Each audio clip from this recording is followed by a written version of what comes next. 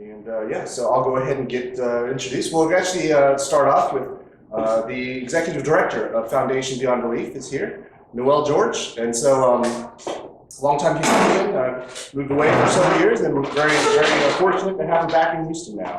And so she will talk a little bit about Foundation Beyond Belief, and then proceed with introducing the Humanist Service Corps. So please welcome Noelle George.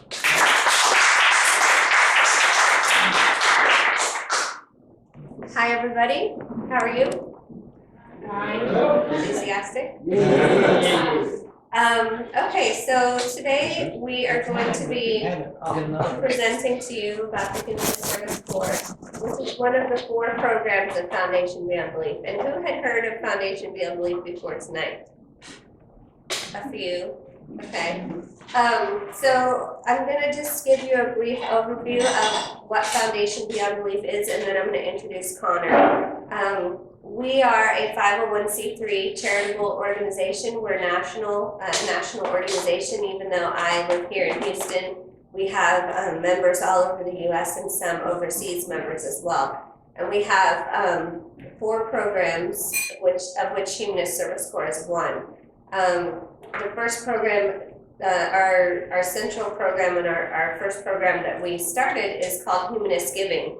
And do we have any Humanist Giving members here? Okay, we do. That's exciting. Thank you for being a member. And what Humanist Giving is that we take donations from our members monthly, and we aggregate those donations. And we select 5 charities per quarter to give those donations to. And we give 100% of the donations that are designated for the charities to those charities. So we don't, some charity organizations will take 1%, like for operating costs or things, and we don't do that. We give 100% of the donations to the charities. There are 5 charities usually, as I said.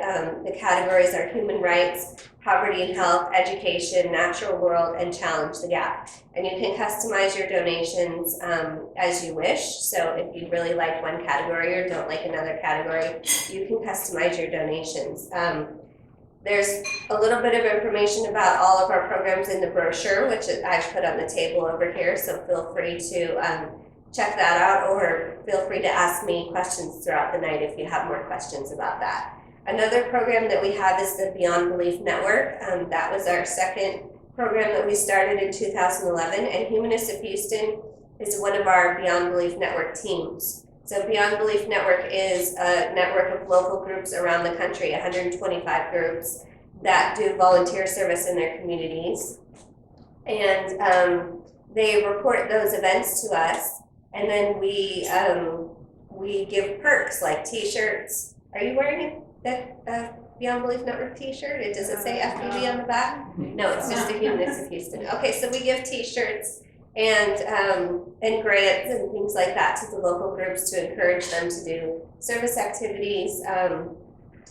And we have awards that we give every year to those groups, and we give support to those local groups to try to increase the amount of volunteer service that they're doing in their local communities.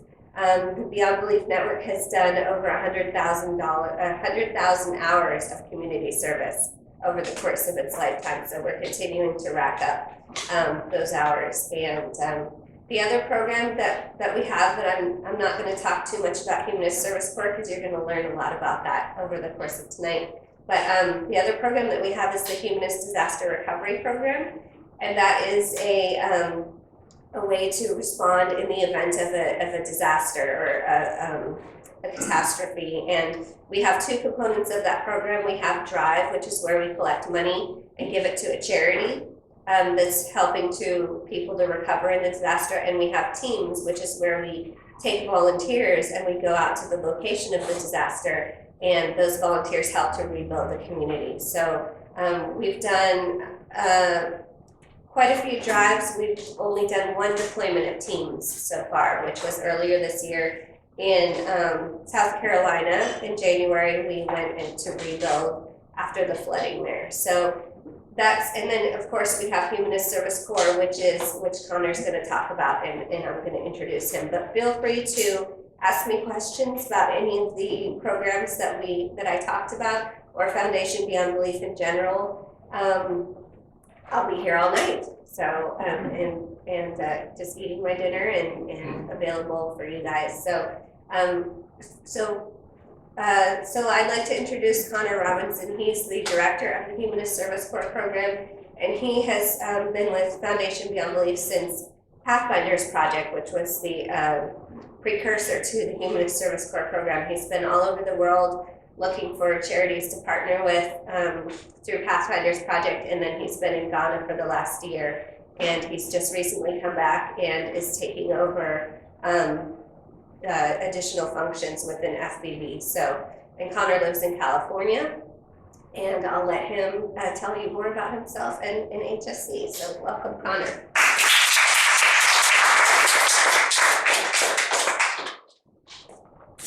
So before I begin, I want to, am I in the right spot? Okay, the height was not right. I want to start by thanking the Humanists of Houston for helping us with this training week. We're actually in the middle of a week of training for the volunteers who are about to head off to Ghana for a year of service. And we're a very young organization with a very tight budget, and to be perfectly frank, we probably would not have been able to pull off the training without the support of the Humanists of Houston, and in particular, the hosts who are putting up the volunteers, who include Benita, who's here tonight, and then Paige, who's not here tonight, but both of them have been absolutely fantastic. And there were other Humanists of Houston who volunteered, so it's not just the two of them, it's really the entire organization. We're incredibly grateful.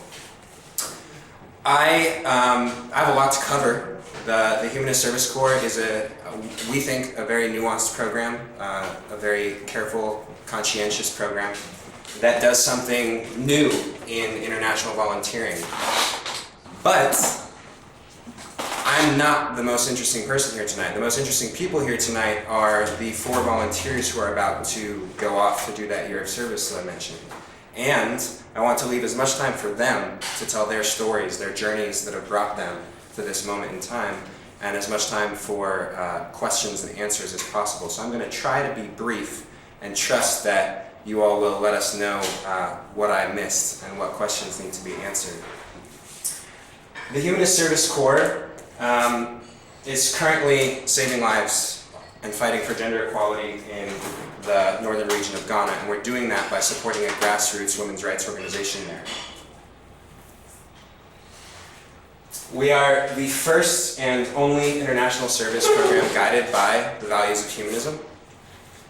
And the intention, in addition to the real world good that we hope to achieve, is to provide a visible example of service-oriented atheism, not just for non-believers, but also for believers. Because the negative attitudes, the negative perceptions of non-believers harm all, and they harm the dialogue between believers and non-believers.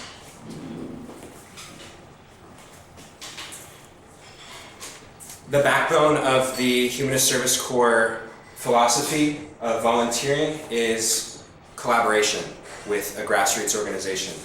And our current partner, our first partner, is an organization called Songtaba. As I mentioned just a second ago, they're a women's rights organization. They work exclusively in the northern region of Ghana, and they're primarily trying to put an end to gender-based violence and discrimination in the region in which they work. This is Lamnatu Adams. She is a whirlwind of a woman, and she's the program's coordinator for Songtaba. I'd like to say that she's a good friend of mine now. I miss her. I just got back from a year with her. It's not, this often comes as a surprise to people, but there's a very striking form of gender-based violence and discrimination in the northern region, and that is witch hunting, witchcraft accusations, and violence against women who are accused of witchcraft accusations or targeted for having caused tragedies or misfortunes in their communities. And it primarily affects elderly women in the northern region. As part of Songtaba's overall efforts to promote gender equality in the northern region, they seek to cease accusations from occurring and also to improve the lives of the women who have already been affected by these witchcraft accusations. One of the ways they do that is by working directly to develop the sanctuaries, the camps to which these women flee. But if you think about a cause and effect relationship, improving the lives of those women who've already been accused doesn't actually stop future accusations from occurring, because those accusations are happening outside the communities that these women flee to.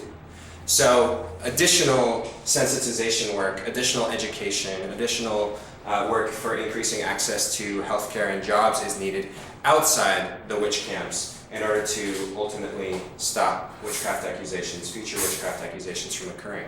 So that's actually the focus of our partnership with Somataba, because ultimately our goal is to see these accusations cease. Sounds like New England a few hundred years ago. Yeah, it's good for us to remember with some humility, because it's too easy to say, oh, that's so backwards. But it's good for us to remember with humility that we're not too far removed from our own witch hunting. And of course that colonialism has exacerbated and in some ways even caused a lot of the witch hunting. But that's a topic for another day and another book. There are a lot of other forms of gender-based discrimination. It's not just witch hunting. That just happens to be the most sensational issue, the one that grabs the headlines. There are forced childhood marriages, unequal access to education and jobs, insufficient access to family planning methods, which obviously leads to a lot of that disparity. And as I mentioned, our approach is explicitly collaborative. We think that the humanist way and the effective way and the sustainable way to engage responsibly in the northern region is to lift up the efforts of a grassroots partner. And in this way, the Humanist Service Corps is a logical extension of the humanist giving model that Noelle mentioned just a minute ago. The humanist giving program provides what I would call catalyst grants to small to medium-sized nonprofits that are already engaged in effective, innovative, data-driven work. And those grants allow those programs to be continued or expanded or focused in an important way. We do the same thing, except we're looking at a smaller subset of organizations that can put us to work, that can use volunteers to target their programs or expand their programs in an important way at a critical time in their development.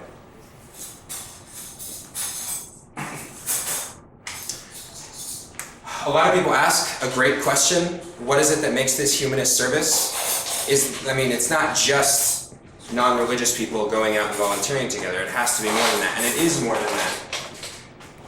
One of the big things is the collaboration, and then the other thing is that we're not direct service providers.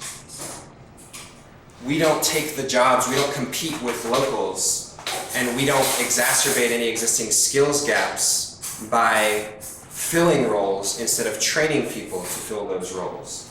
So that's where the collaboration comes in, and that's where the idea of Humanist Service Corps volunteers as being behind-the-scenes volunteers comes in. We're the cogs in the machine of the local organization that allows the local organization to work more effectively and to broaden the scope of its work. I want to talk very briefly about the work that the current team is doing. We have these volunteers about to go out, but we have the inaugural team in the field now. I actually left them early to come home and train this team. And that first team, they're laying the foundation. They are establishing an identity. They're establishing what the collaboration between the HSC program and Somataba looks like on the ground. And one of the biggest achievements that we've been able to pull off in this first year is related to a medical project where we're providing free screenings to an entire community, and on top of that, building a medical records database that is in both the local language and English, so that for the first time in their lives, the residents of this community have access to their health information in a language they understand, and they're receiving that health screening in a language they understand. This project, which has now been completed, was supervised by Rebecca Chukowski, who, as you can see here, she's got a wealth of experience, and she trained, these are some of her local health screening volunteers to collect these screenings. So it's not just a matter of increasing access to healthcare for that community. These individuals, these youth leaders of Kukuo are now in a position to continue this work in other communities. Some quick results from this. We performed over 1,000 screens. We performed almost 500 malaria tests and confirmed nearly 100 cases of malaria. And I hope I don't need to point out that early identification and treatment of malaria saves lives, because malaria is transmitted by the people who have the active virus. And if those people aren't treated, if they don't seek treatment, if we hadn't identified them early, that disease would have kept spreading. Hypertension identified. We identified a lot of people that really need to be tested for tuberculosis, and we arranged for that test to be administered. A lot of people with nutritional deficits. The northern region has some issues with agriculture. A lot of children behind on vaccinations, so that in fact there's no herd immunity in the community right now, but we're fixing that. Rebecca is fixing that, and her volunteers are. And then, people at risk for diabetes are already having diabetes, but not aware of it until we performed our screenings. Some secondary results, we got a woman who'd been immobilized for 4 years, a wheelchair. We identified some human rights violations in the form of underage marriages and children forced out of school to work for their families. We did something that's never been done in the region, which is we established a births and deaths records and census for this community. We identified 700 people who didn't have insurance or had expired insurance, and then we arranged for the insurance, the government insurance agents to come and register the people.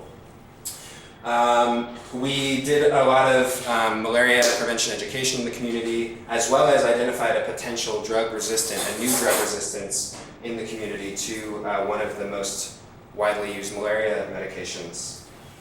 And then, really exciting news, we found out that the regional medical authority was so impressed with this project that they want to see it replicated in some of their other communities. And so Rebecca, the nurse again who's pictured there, she's written up a guidebook for those volunteers she trained to see that through in other communities. And this is the amazing thing, they didn't ask for us to pay for it. They are so behind this program, they are making it a part of their expenditures in other communities. These volunteers, they're going to tell you about their journeys, but they're still in training and they don't fully know exactly what their projects are going to look like yet. I'm going to give you a little preview of that. And I just want to say, when you ask them questions later, and I hope you do grill them because they're fascinating people, just keep in mind that we expect our volunteers to learn a lot in the first months.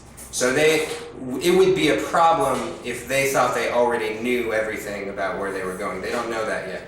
Ask them about where they're coming from, because that's what's fascinating about them. But here's what they might be working on. We have a program with Songtaba to train women smallholder farmers. Smallholder is actually, it's a British word that's not really used in American English so far as I know, but basically like backyard farmers, like an acre here, an acre there.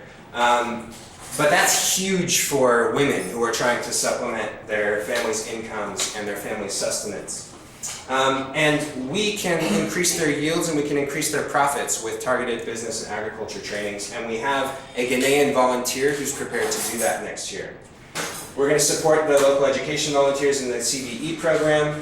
We're going to coordinate the reintegration of alleged witches. I mentioned that problem earlier. Engage youth and women's rights advocacy. Continue Rebecca's health education. And then this one's huge. Build the capacity of the Songtaba organization to collect and analyze data, fundraise, and to engage in strategic communications. People ask me, why did we pick Songtaba? Why did we pick Ghana? Well, Songtaba is kind of a Goldilocks nonprofit. They're already doing great work, incredibly powerful work, but they actually really do need support in some key areas, like the areas I just mentioned: measurement and evaluation, communications, fundraising, organizational strategy, strategic development. And that is the role that we can play for them. So, I don't want to waste any more of your time. I already spoke more than I wanted to. I want you to have as much as possible with the 4 incredible volunteers we have going. I will just say, I mentioned our Ghanaian volunteers. This is not the whole team. This is the international half of the team that is going to Ghana to join their Ghanaian colleagues. We also have HSC volunteers who are Ghanaian. But that's, I don't know, I guess that's it. That's all I have to say. I would like to introduce Wendy Weber. She was one of my co-volunteers on Pathfinder's project, that exploratory journey that Noelle George mentioned, that laid the foundation for the Humanist Service Corps. And she's going to talk about her journey that led her to this moment before the others share about their journeys as well. So, Wendy.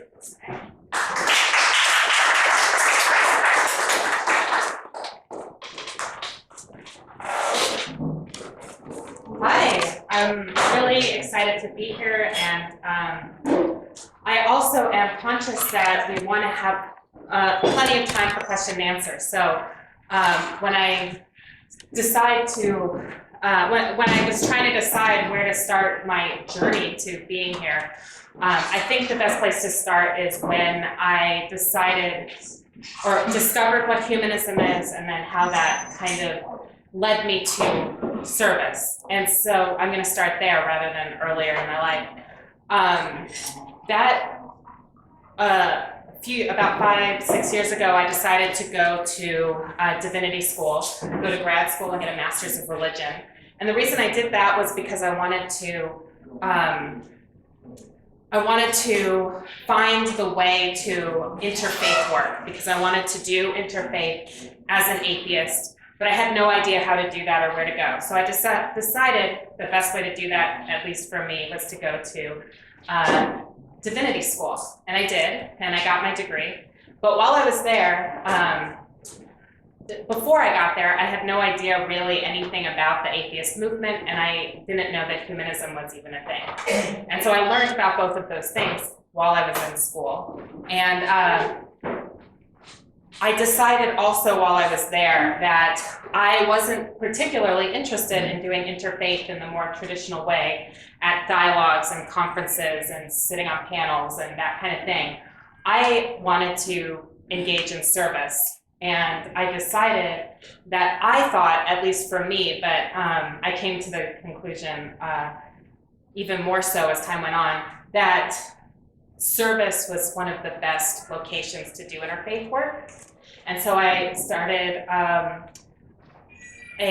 volunteering at a refugee organization in New Haven, where I went to school, and I got to experience interfaith on the ground in the service environment, and it was amazing, and I had such an amazing experience there and learned so much about what the potential to change the world was in that space. And I also, at Divinity School, was part of starting a small student group that was for atheists, agnostics, humanists, multi-faith, interfaith, anyone who basically didn't fit into one of the other communities, like the Baptist student group or the Catholic student group or the Jewish student group. Anyone else was welcome to our little outsiders group. And we ended up doing some interfaith dialogue on campus and some service events on campus. And through that group is how I found out about Foundation Beyond Belief and how I found out about Pathfinder's project. And that Pathfinder's project was exactly the kind of thing I was looking for. I didn't know it existed, and as soon as I did, I learned it was perfect. It was an opportunity to work in service as a humanist, and also an opportunity, I hoped, to do service in an interfaith environment. And that's what ended up happening. So when I came back, among many other things that happened, but when I came back, I spent the last few years working with the Yale Humanist community as the service coordinator. And I also, during that time, was working with Foundation Beyond Belief as the Beyond Belief Network coordinator, and later the Humanist Disaster Recovery coordinator. But I was always, trying to help out the Humanist Service Corps as much as I could, and because that's where my heart really lies, is in these service projects as much as possible. So, and now I'm here. So that's basically my journey of service. And I'm sure if you have any questions, you can ask me later. But now I'm gonna, give the floor over to one of the other volunteers, to George Gold, one of our volunteers, if you'd like to come up and tell his journey.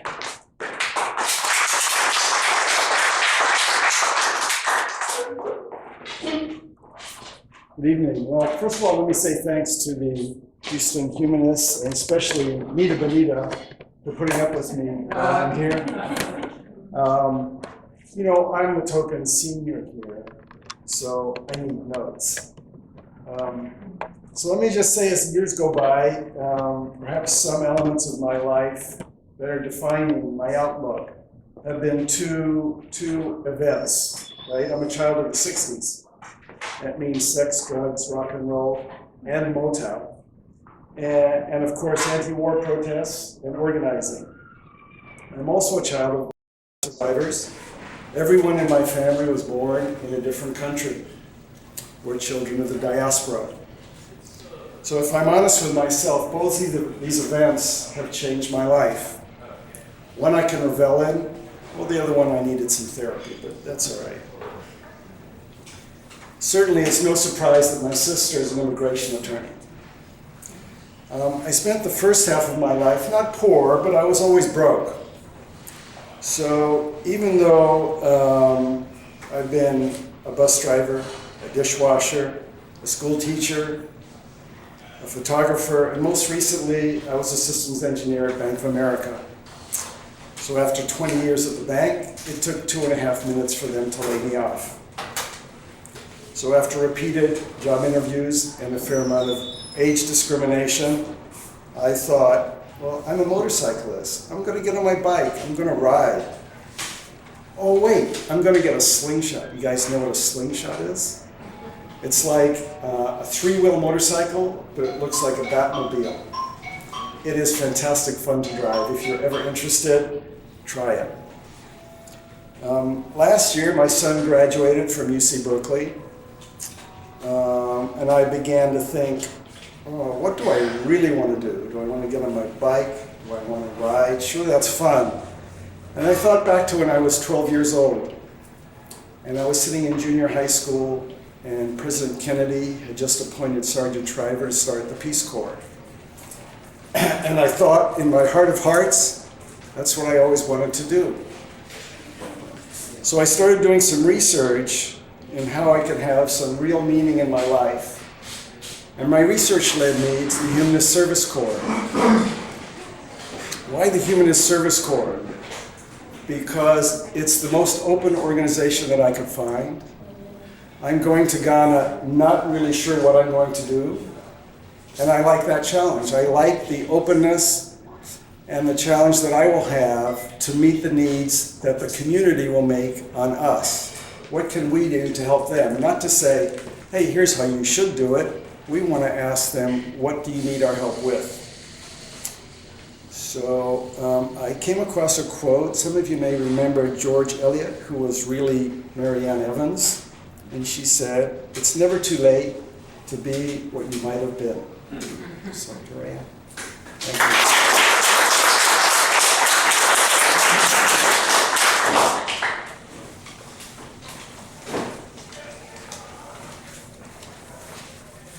Hi, my name is Jude Lane. I was born and raised in Arkansas, and I was actually raised by a very religious family, Assembly of God Pentecostal, if you guys are familiar with that. And when I graduated high school, I originally wanted to be a missionary. So I went to the Evangel University in Springfield, Missouri, which is an Assembly of God private school.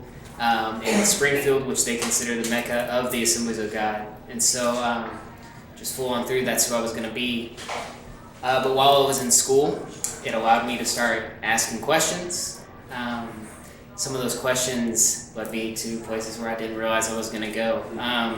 One of the biggest ones that came to me was in an astronomy class where the professor told us that either the world is billions of years old or God's tricking us to make us think the world is billions of years old. And I was raised 6,000 years was the only option. My family got really upset when I went home and told them that. But I needed that from other Christians and in that kind of environment for me to be able to ask those questions myself. Over the next couple of years at the school, I was actually the discipleship leader of a dorm. So I led a lot of services and a lot of stuff like that. And but towards the end, those questions led me to a point where I didn't personally believe any of it anymore. But I still had the heart for what I wanted to do, be a missionary. So when I was done with school, I actually spent a semester in Spain, traveled abroad. And when I came back, I worked in Springfield at a place called Great Circle, which is a home for, an emergency home for kids. So we took care of kids that came out of neglect, drug abuse, any kind of abuse. There's also just homeless teens who were on their own, stuff like that, and did that for a couple of years. Lots of challenge, but a lot of reward. At one point while I was working there, we had an event called Skepticon come through town, and I went up to booths and I was asking about opportunities to get to give and serve in this way. When I went to the Foundation Beyond Belief table, they told me about getting to do Humanist Service Corps, so I applied and got it, and now I get to go do something that for a long time I thought was going to be through religion. Now I get to do it through how I believe now, and yet I still get to give. And humanist giving, like the ones before I've mentioned, how we get to see what is needed. We get to have the humanist outlook on what we are doing, and I'm really excited for what we get to do. So anyway, that's all I have for you, and next is warrants.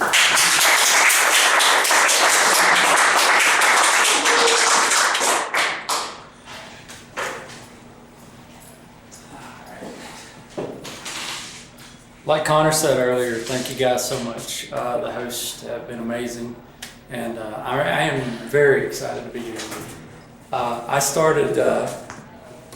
I've had a number of experiences in the past with disaster relief, humanitarian work. My journey to this point is a culmination of all that work. In 1998, my family and we lost our home. We lost everything, and in that moment, I knew what it was like, and that's where the seeds of my empathy for helping others were planted. But I tell people that it really changed in the aftermath of Hurricane Katrina. New Orleans was what we were hearing all back home, but I knew Mississippi had gotten hit pretty hard.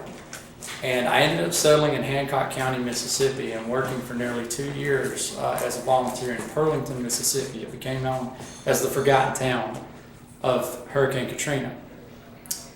I didn't realize what I'd be walking into. I had no idea the heartache, pain, the long-term struggle to get the help to them. That being said, it was of a great benefit because I'm from Alabama. I live in Auburn, Alabama. And in 2011, we were struck by the worst tornado outbreak in recorded history when we got 63 tornadoes in one day. 20 of them major tornadoes destroyed a number of our rural areas. And being from Alabama, we are known for a number of things. Chief among them, two things are the bad weather and a passion for college football. So Tuscaloosa is home to the University of Alabama. I'm in Auburn. That's our bitter rival. Before this happened, one of their fans had poisoned our trees. Now, if you're not familiar with Auburn, we have a tradition when we win big games. We have a corner downtown where we will all gather and toilet paper the trees. And I'm talking about they cover everything. It's a silly college football tradition, but it's our celebration of how we do things. One of the University of Alabama fans decided to poison our 150-year-old oak trees and used industrial herbicide and killed them. That was, we were disappointed about that, but the good Alabama fans came together and raised, I think there was $60,000 in an effort to help save those trees. So when these tornadoes happened in 2011, I thought it would be a nice gesture to get some fans together. I organized online after Katrina, of course. Get them together, and as a nice gesture, we'll take a couple dozen fans up to Tuscaloosa and do some work. And what ended up happening was that couple of dozen fans on the Facebook page I started turned into 100,000 people who followed in 3 days. And we ended up going and working there, but not only working there, but working throughout the entire state of Alabama through that organization, getting into the rural areas, which is my heart because that's where I'm from in the South, getting help to places that wouldn't normally get that. We ended up having 36 warehouses in 6 states just using a Facebook page and a Twitter account. But the qualifier everywhere I went was, what church do you go to? Who are you working with? And I'm an atheist. So in order to protect what we were doing in that time after the tornadoes, I basically had to let them assume I was a Christian and smile, nod, and get through it, because it would have killed the only help getting to some of the rural areas. So I had to do that. When I saw the Humanist Service Corps come along, I was so excited because that qualifier is removed. I'm able to do good work helping people. And that is, to be perfectly frank, a dream come true for me. So I am absolutely excited to be here. Thank you guys so much for hosting us. And if you have any questions now, I guess if you want to take back over, I am finished.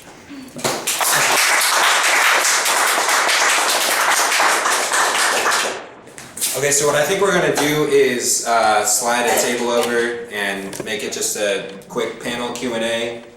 If we don't have that many questions, we can just hang out with you all until they kick us out of here. I understand that they want to close early tonight. But so let's go ahead and get everyone back up here.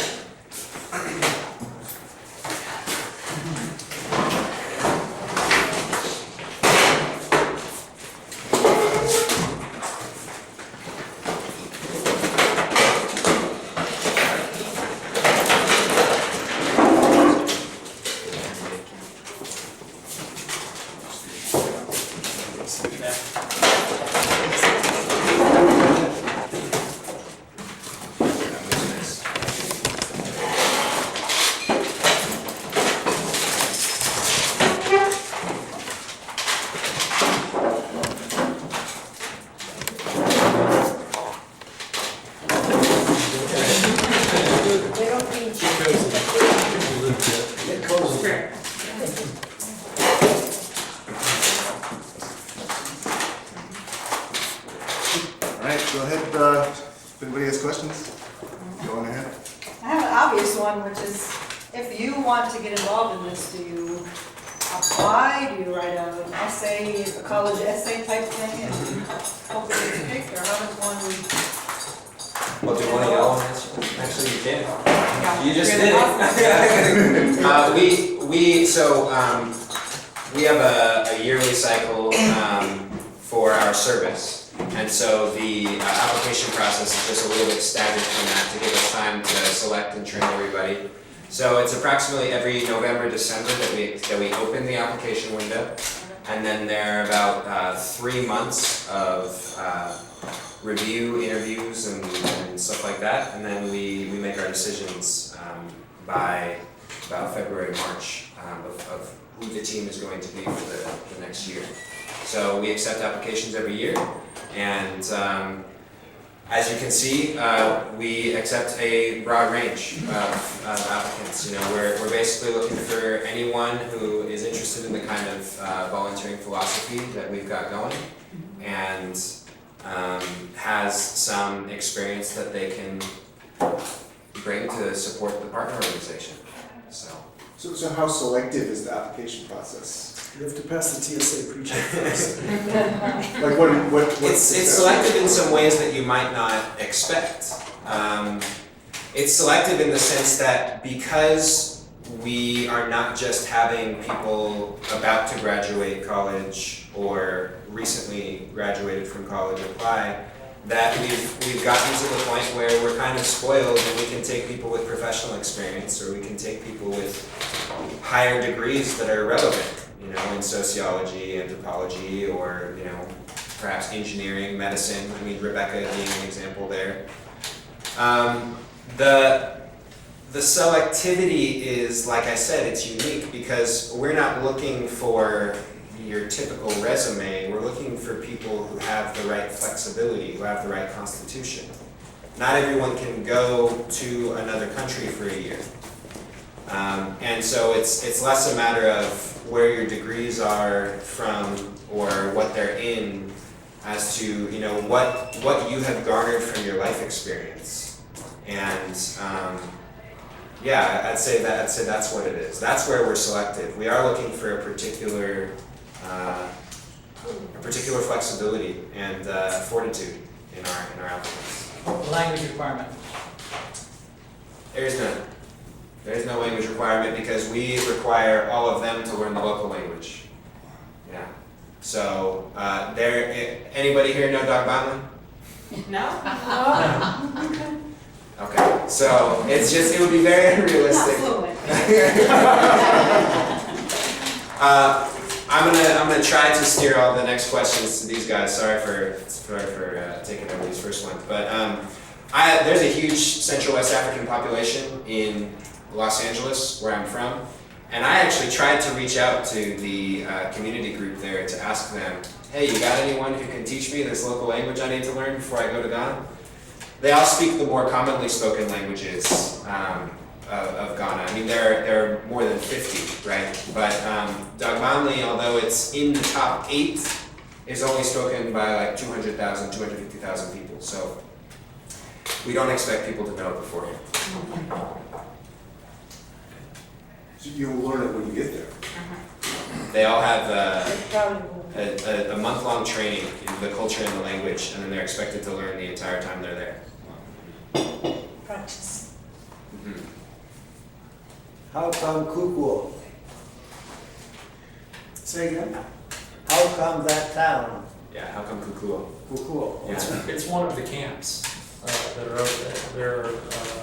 There are numerous camps that we'll be working in, and as he explained, we haven't been there yet, but we familiarized ourselves with what is coming, and it is one of the major camps that is there. That's one. Camps being the places where women who are accused of witchcraft are exiled to. Yeah, so it's one of the primary places where we can support these women who have been, the victims of major human rights abuses. What kind of witchcraft are they accused of? Usually it has to do with their family. So if a wife's husband dies, if a widow's husband is dead, the family will then accuse her of being the one who does it. If a child is very successful and or unsuccessful in school, then the family is accused of witchcraft in both directions. And so it has to do with your family dynamics and people around you being afraid of things that they see as not unexplainable things that happen or things that are outside the norms. The witchcraft is kind of an overall answer to those kinds of things. Well, I recently read an article about how African, mostly Ghanaian, widows are forced to do certain things after their husband died because they become widows. But the main idea of the article was the legal issues they go because sometimes the in-laws take away their properties. Do you guys help in any way legally to help them out or anything like that? So, as you can imagine, there are sensitive issues where an outside organization engaging with the legal system of a country on its own could get us into trouble. That's where the collaboration comes in, right? So we have a strong local partner, and they are our guide on much of this stuff. there's no doubt that there's room for legal support for these women and for the women who are accused of witchcraft. There's a lot of room for education. Many of the women who are subjected to these abuses aren't even aware of the resources that are available to them legally. And the truth is that when people who do know make the legal threat, like I'm gonna go to the police with this, or I'm gonna go to the courts with this, that their accusers they drop their accusations. But this is an issue that the local authorities don't want to become an embarrassment, and that the government doesn't want to become an embarrassment. And to get into legal battles is an issue that is no doubt on the horizon as a way to support these women, and protect these women, but is not yet one that we are in a position to tackle. I have no doubt that eventually it'll be about getting women into those channels, getting victims of human rights abuses into those channels, but our partner organization isn't even really there yet, and it's so sensitive right now that that one's still, like I said, on the horizon. I had a question for you, Wendy. It just around that term interfaith, and what can you define that for me in the context of humanism, or in maybe? And it wasn't really clear to me where your beliefs are now. Well, I'm a humanist. I personally identify as humanist. Do you identify as a religious humanist? No, or, secular humanist. Okay. I've never been religious. You went to divinity school. I did go to divinity school. Okay, so you can see my confusion there. Yeah, this is not the first time I've had this conversation. And I wasn't the only atheist humanist at divinity school. Okay.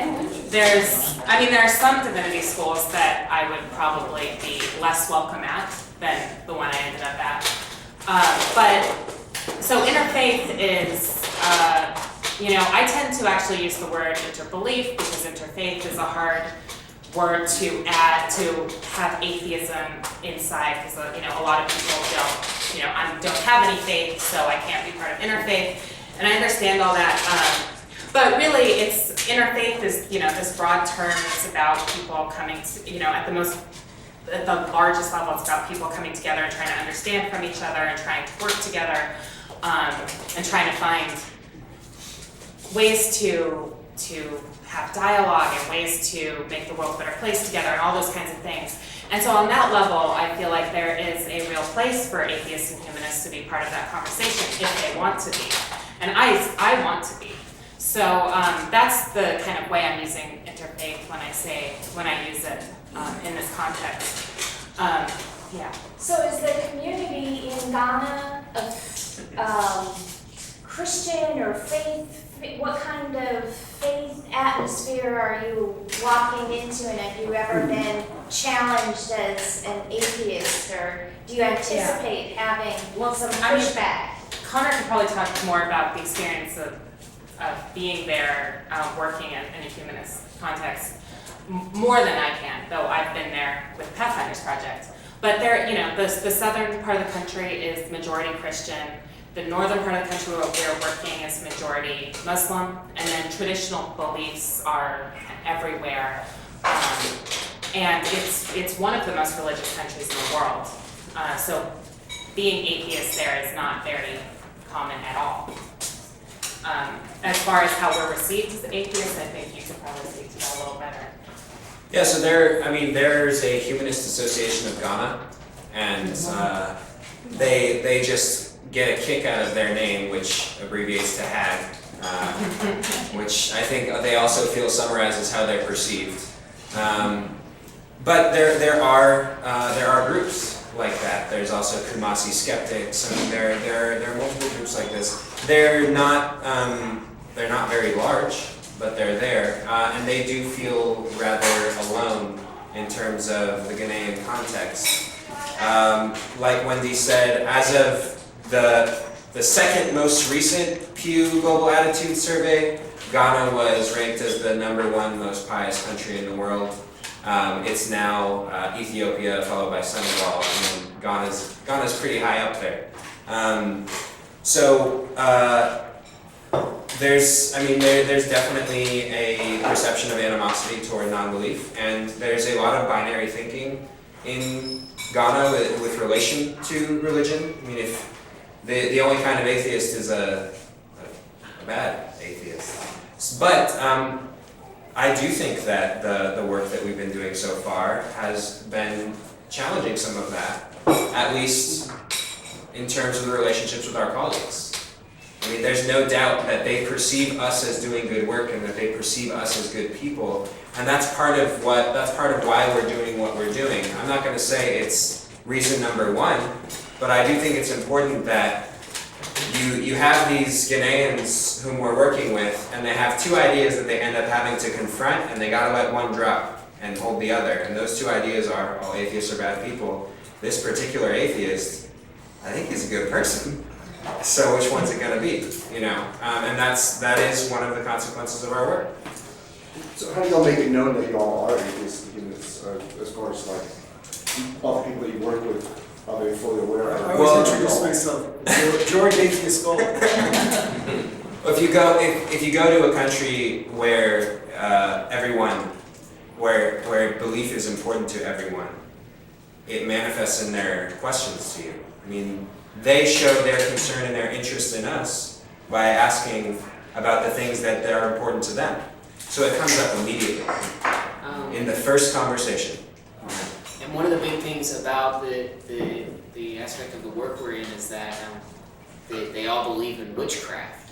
And so the fact that we are working against that belief is, in and of itself, without having to mention atheism at all, or just the fact that we're working against this belief shows a lot for how we believe as a whole. Benita, can I just also say, I live in Chico, California, and I'm the president of the Atheists of Butte County. And I also participated in a monthly meeting of the Chico Interfaith Council. So the Interfaith Council, for them, probably has a specific meaning. And I kind of interjected myself into the group.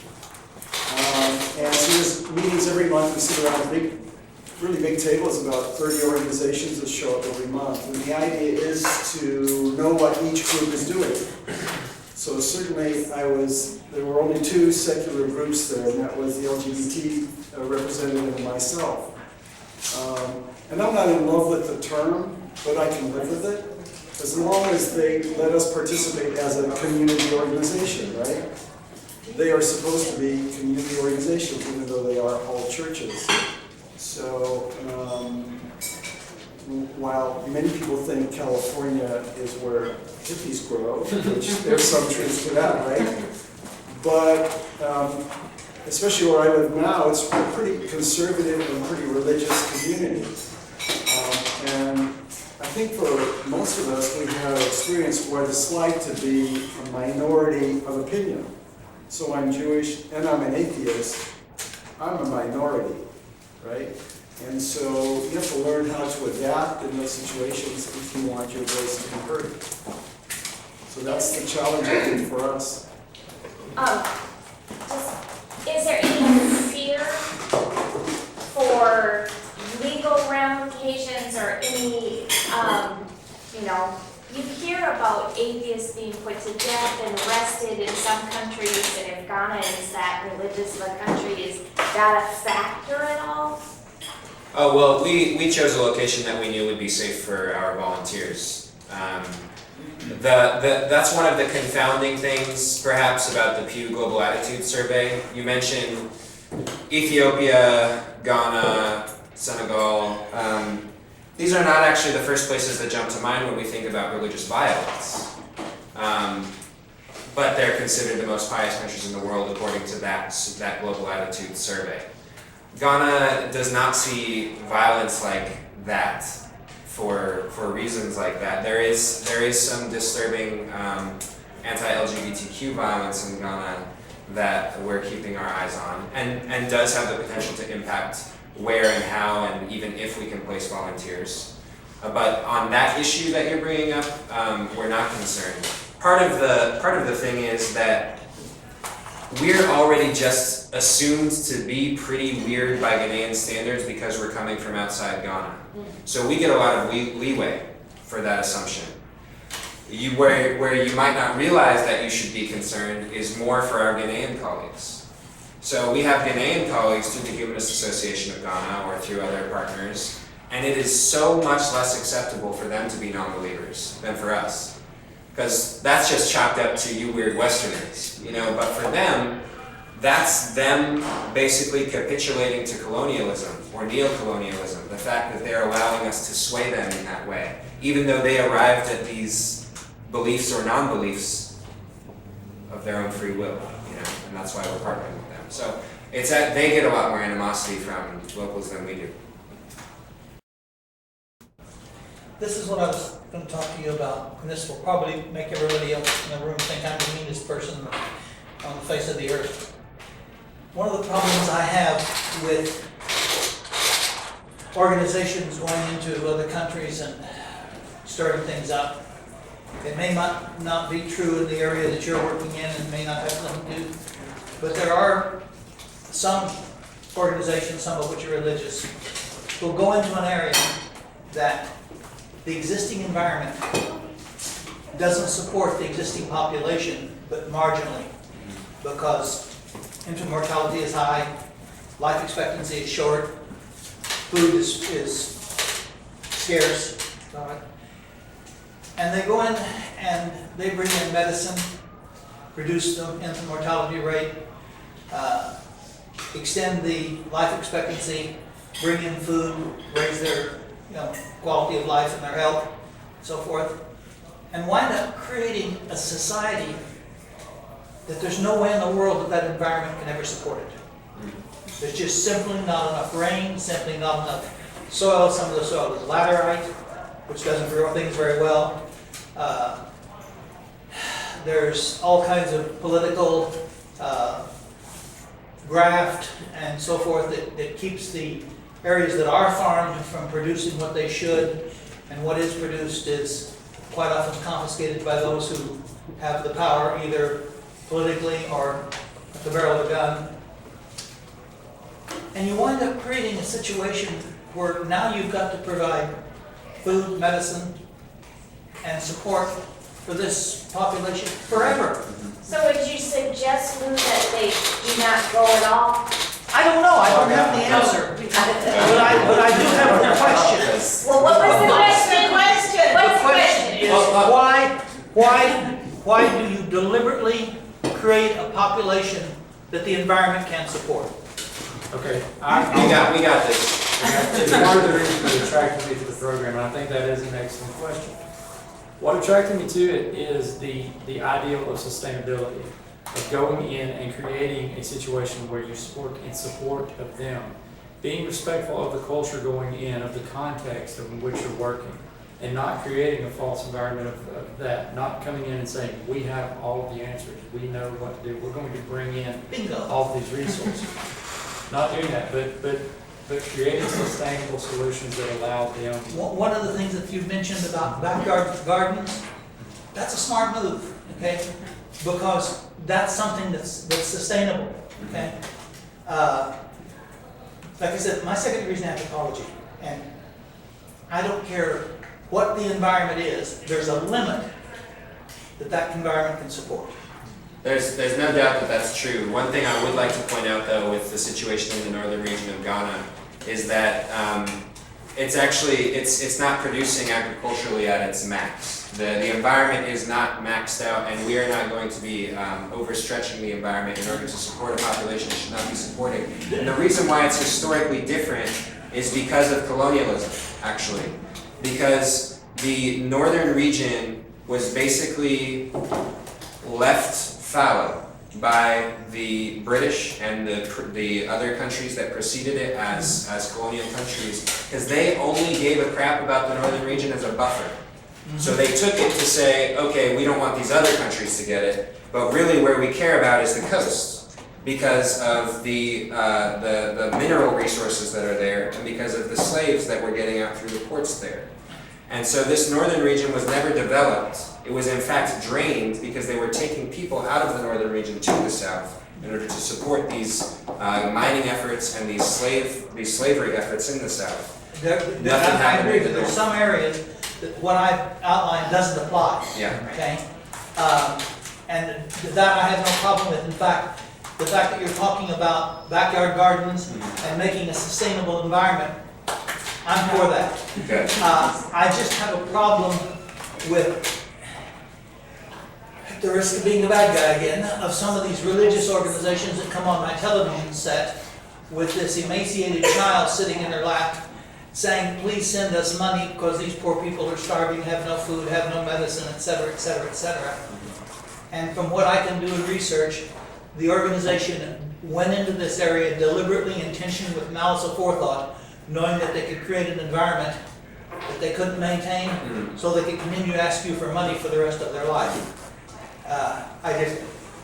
But the key was you just said religious organizations, Bingo! which we are not. Yeah, I know. But I'm sure that I'm not criticizing you or any specific thing. I'm saying that from an anthropological point of view, there is a problem there. Yeah. Virtually without exception, anytime a more technologically advanced culture contacts a less technologically advanced culture, the less technologically advanced culture suffers from it. When I'm not supporting colonialism, but every country in Africa that was a colony that now stands alone, their infrastructure went downhill, their human rights went downhill, their gross national product went downhill, et cetera, et cetera, et cetera. And if I'd only happened on some of them, I'd have a different point of view, but I've done research. Every one of them, without exception, that was true. And there are some Ghanaians who would actually stand right next to you and say, can we have the British back, please? But Well, I'm not thinking that. we think that there's, even if there's a difficult period, what's the word I'm looking for? Self-determination. Self-determination, because I know it sounds like we're coming in and directing, but in fact, No. we're coming in and saying, direct us. From what I've heard about your organization, it's one of the few that goes someplace and does something that I think is a great idea. It's just that my television set has been screaming at me for years and years and years about... Turn it off! Burn your TV, throw out your TV! Well, so speaking of colonialism, I know you mentioned it's a really big topic we don't have time to get into thoroughly, but you mentioned the connection between the witchcraft and the Christianity, the influence of Christianity, is that right? And from what I understand, the homophobia also is very directly linked to the Christianity that has been imported into the country as well. Or not just the country, but Africa in general, right? Anyway, thank you Yes. for Yes. Yeah.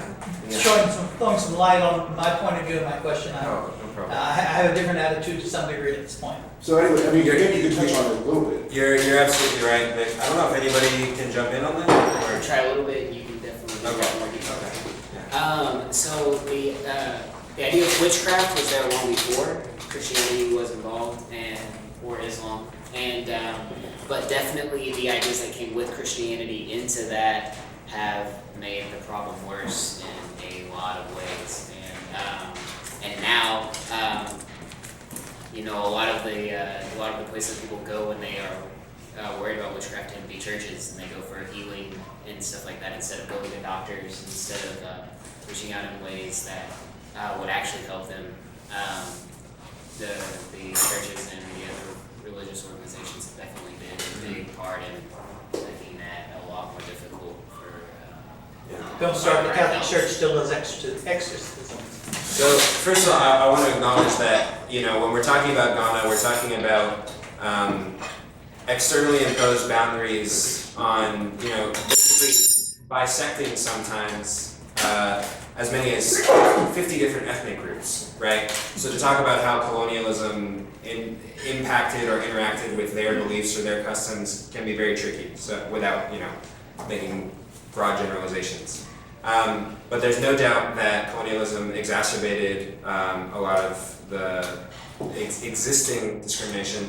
It probably introduced a lot of the homophobia and patriarchy In the sense that it disrupted the existing structures for mediating disputes or resolving conflict, and put power in the hands of people that didn't traditionally have power, and took power from the, it threw everything into disarray. It led to a lot of chaos that was a breeding ground for this sort of thing. As Jude mentioned, witch hunting and witchcraft accusations have taken on unique new forms through religiosity. You have prayer camps where people with mental illness will be seen as witches or seen as demon-possessed, chained to trees, prayed over, right? Instead of, I don't know, maybe previously they would have been healed with herbs, for example. But they're basically not fed. They're prayed over until the demons leave them or until they die. And these are camps, prayer camps, supported by people in the highest levels of government, including the president. Now, how do you pray away my schizophrenia? Good luck. Ghana right now has a severe lack of mental health professionals, but the people do seek counseling. It's just that almost all of the counselors are religious counselors, unlicensed, right? And the advice that they may give is probably not consistent with the advice that the 3 licensed medical or mental health professionals in Ghana would give. There are 3 for 27 million people. Speaking of, well, I see y'all from the Helen of Fabio. Yes. She's probably the most prominent of the witch hunter. Nigerian. Yeah. Is she active in Ghana, or is she influential in Ghana? I have not heard too much discussion of her. I'm more familiar with her through contacts in Nigeria. But there are certainly people who call loudly for eradicating witchcraft within Ghana. Yeah. Oh, I have a question more about when you go, do people perceive your being there as designed to steer people away from religion, or do you just not bring up the subject of your being atheist at all? Because just from my experience, it just is not something that would be well received in Ghana. Like, it's not even something that people understand, that you are not affiliated with a religion. And I always found it best to just not bring it up at all. Just to be able to get through the day and do what I need to do, because everyone that I even suggested to that I was atheist was like, what does that even mean? You're either Christian or you're Muslim, or that's it. The idea that you don't believe in something is, from my experience, just nothing that someone would ever understand. So how do you get past that? Well, everyone who goes will have to approach that in the manner that is comfortable for them. I feel like the volunteers this year and who are still there, and I have somehow been able to communicate that in a way that didn't come across as threatening. But as I mentioned, our Ghanaian colleagues haven't necessarily been received that way. Right. To talk about it let's set the God belief part aside for a second and go to Jude's point about how we're also kind of implicitly challenging witchcraft belief. And that's probably just as widespread as God belief. We are not taking a position. We are not trying to attack that head on. Just as we're not trying to attack anyone's theism head on. That's not the point of our being there. Right. We're putting our purpose in terms of increasing access to education, increasing access to jobs, increasing access to healthcare. There isn't a single person we've met that objects to that, right? And where the beliefs come in, well, and I will say, I think there's a difference between the Christian South and the Muslim North. I found the Muslim North, and this is anecdotal data, obviously, and it's not scientific, but in my experience, I have found my Muslim colleagues to basically be content to do their own thing and to let us do our own thing, which happens to be nothing. And that's, as long as we have that collaboration, that's fine to them. Christian colleagues are a bit more aggressive in terms of wanting to talk to us about beliefs and proselytize, yeah. So, what was I saying? Yeah, we're not antagonizing. Where witchcraft is concerned, officially, we're not taking a position on it. What I like to draw a parallel to is angel belief in the US. It might be embarrassing for us to admit it, but a surprising number of atheists believe in angels. I kid you not. Really? And what the interesting thing about witchcraft belief in Ghana is you'll hear Ghanaians say 100% of people believe in it, even the ones who say they don't. Especially the outsiders, they're not going to admit they do. I would like the North to become more like the South. Whereas when we were in the South volunteering, we had a colleague get malaria, and our witch-believing supervisor made him go to the hospital and get tested, and he didn't want to go to get tested. Whereas in the North, when you have malaria, you blame it on a witch. So I would like that witchcraft belief to become more like the South. Just like in the US, people believe in angels, even if they're atheists, but does that angel belief really impact their lives? Not really. Does the witchcraft belief really impact people's lives? Maybe, in the North especially. But if we can get it to the point where it's basically just, yeah, I believe it, but it doesn't do anything for me, then that's okay. So for me, it's about behavior, not belief. I would like to see that behavior end first, and then we'll go from there. The folks in Houston probably have heard me say this too many times, but for whatever it's worth, let me offer you what I sometimes call my religion. We are all human beings here together. We have to help one another, because if not, there is no one who will help. That's beautiful. Human hands on human problems. When people ask me in Ghana it goes in order, right? So you're American, so you must be Christian. No. Well, then you're Muslim? No. Wait, are you a traditionalist? Well, do you believe in God? No. Okay, well, what do you believe? I believe in the power of human relationships to change the world, or that the only way we can change the world is by working together. And that seems to be something that they accept. I don't know what these amazing volunteers will say is their religion, or will describe as their belief. But I'm sure that they'll be able to communicate it in a way. I don't know what time we have. I would actually like to give everybody time to just hang out or leave when we need to. But I would like to say, in terms of helping each other, we, like I mentioned, we are a tiny organization. Budget is not complete.